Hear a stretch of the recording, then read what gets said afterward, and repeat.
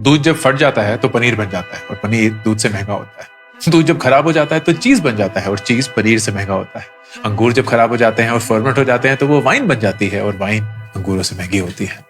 गलतियां करने के बावजूद, फटने के बावजूद, खराब होने के बावजूद कोई चीज महंगी कैसे हो सकती है? क्योंकि वो गलतियां आपको खुद सिखाती हैं। जो आपकी जिंदगी में आपकी हार है वो आपका अंत नहीं है, आपकी शुरुआत है।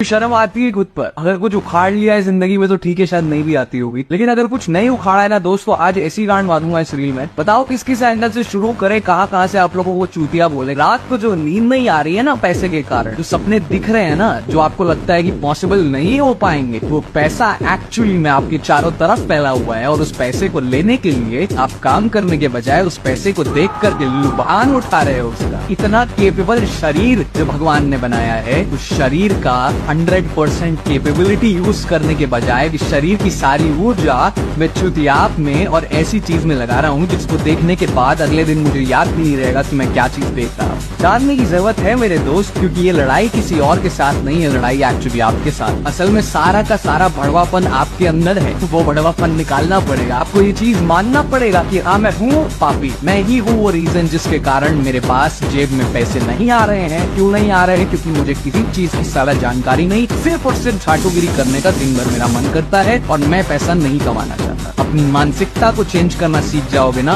उस दिन से पैसा आना शुरू हो जाएगा। You won't ever follow somebody जो आवाज उठा रहा है, they will follow some गांडू जो कि एक्चुअली एडवर्टीजमेंट चला के अपने कोर्सेज बेचता है। मैं एक इन्फ्लुएंसर नहीं हूँ, I am a businessman with an influence. Some great man said this someday। अगर मेरे फॉलोअर नहीं हो तो जिंदगी में एक बहुत बड़ा एशेलॉन मिस कर रहे हो। मैं कभी दूसरे क्या कर रहे हैं उतना ध्यान देता नहीं हूँ। दूसरे की थाली में देखने जाओगे कि उसकी लाइफ में क्या सही चीज हो रही है, तो आपका खाना निकल जाएगा हाथ से। मैं सिर्फ अपने काम पे हमेशा ध्यान देते आया हूँ। You just focus on what you have and you just keep that blinder on and keep walking in that path। Intent, मेरे लिए सब कुछ इंटेंट ही है। पूरी शिद्दत और नियत के साथ अगर आप काम करते हैं, अगर इंटेंट आपका सही है तो पानी की तरह वो अपना रास्ता बना लेता है। नियत साफ, चाहे वो दोस्ती है, चाहे तुम्हारा काम है, तुम्हारा जो भी है। Failure, success, everything is a part of this deal that you're getting into।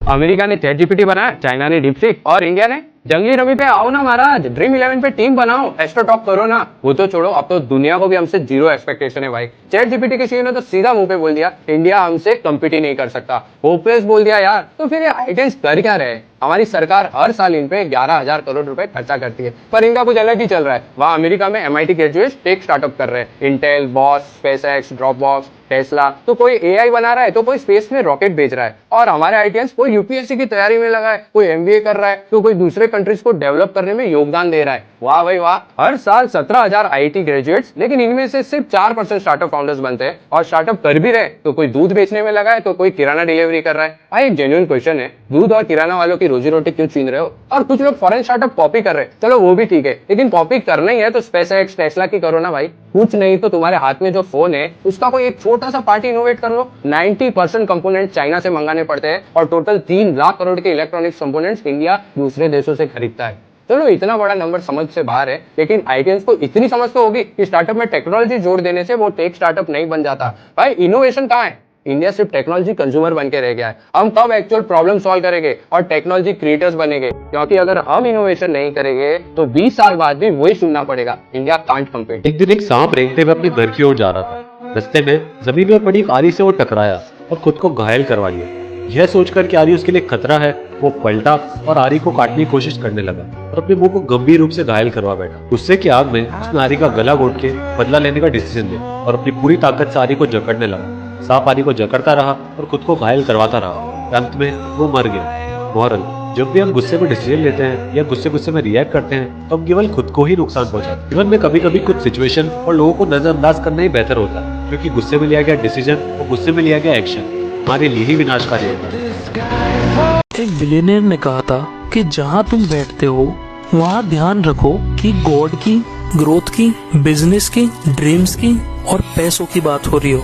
अगर वहाँ ये बातें नहीं हो रही हैं तो तुम गलत जगह बैठ रहे हो। रतन टाटा जी ने कहा है, तुम किसी भी रास्ते से अमीर तो बन जाओगे, लेकिन अगर तुमने ये 3 चीजें नहीं सीखी तो तुम कुछ ही टाइम में अमीर से गरीब हो जाओगे। इसीलिए ये 3 चीजें तुम्हें पता होना बहुत जरूरी है। नंबर 1, तुम महीने में चाहे जितने पैसे कमाओ उसमें से सिर्फ 10% पैसा ही अपने एक्सपेंस में लगाओ या फिर अपने लाइबिलिटी में लगाओ। मतलब चाहे तुम 10% पैसा खाने में लगाओ या घूमने में लगाओ या फिर एनी अदर रीजन, लेकिन 90% पैसा सेव करो। नंबर 2, तुम अपने कमाए हुए पैसों को कभी भी अपने पास मत रखो, उन्हें इन्वेस्ट कर दो। फिर चाहे रियल एस्टेट में करो, बिजनेस में करो, गोल्ड में करो, बस किसी भी तरह से एसेट्स में उन पैसों को लगा दो। एंड नंबर 3, तुम अमीर इसलिए होना चाहते हो क्योंकि तुम अमीर होके महंगी महंगी चीजें खरीद सको, जिन्हें लाइबिलिटीज कहा जाता है। ऑफ कोर्स हर एक इंसान यही चाहता है, लेकिन इस बात का ध्यान रखो कि जितना खर्च तुम महंगी चीजों में करोगे उससे कई गुना ज्यादा पैसा तुम्हारे एसेट्स में लगा हो। दोस्तों मैं आपसे बस इतना ही कहना चाहता हूँ, अगर आपको लाइफ में कुछ नया करना है तो अपने गोल के ऊपर फोकस करिए, अपने माइंडसेट को चेंज करिए और लाइफ में कुछ बड़ा करिए। अगर ये मोटिवेशनल वीडियो मैं इसीलिए बना रहा हूँ कि आप लाइफ में कुछ नया करें, अपने माइंडसेट को चेंज करें। 1 से 7 दिन का चैलेंज लीजिए और उस चैलेंज को कंप्लीट करिए। आपको ये मोटिवेशनल वीडियो पसंद आया हो तो प्लीज़ इस वीडियो को ज़्यादा से ज़्यादा लोगों के पास शेयर करिए और ऐसे ही वीडियोज़ देखने के लिए चैनल को सब्सक्राइब कर लीजिए। हम मिलेंगे आपको अगले वीडियो में। जय हिंद, जय भारत।